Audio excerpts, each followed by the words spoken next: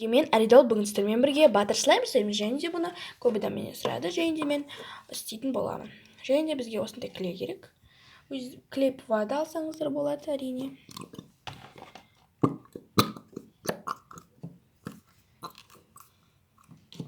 Мына клейді до конца құйып аламыз.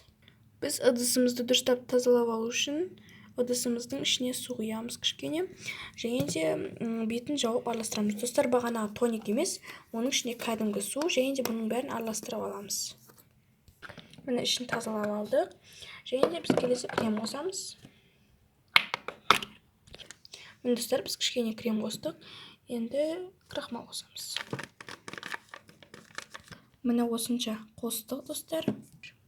Міне достар, бізде осынша болды. Осынша қостым, где-то 2 қасықтай қоссаңыздар болады. Және де мен крем тағы да қосам, себебі мен крем тасылып қалды. Осынша қосамыз да, және де бұның бәрін араластырамыз. Міне достар, араластыра алдық, және де загуститель қосамыз.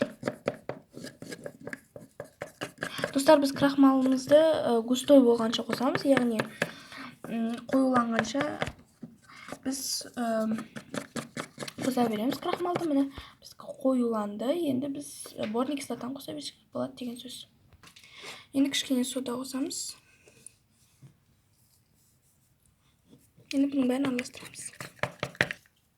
Достар, бізде осындай Butter Slime болып шықты.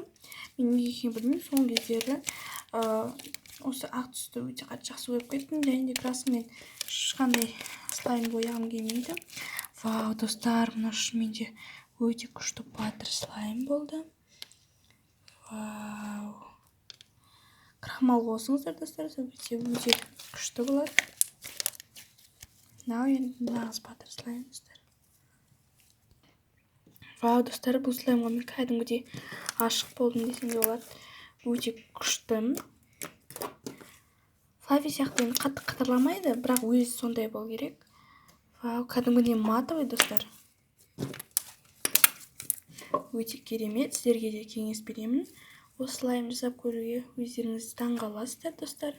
Істеп көрсеңіздер, маған өте қатты ұнады. Вау, сөз жоқ.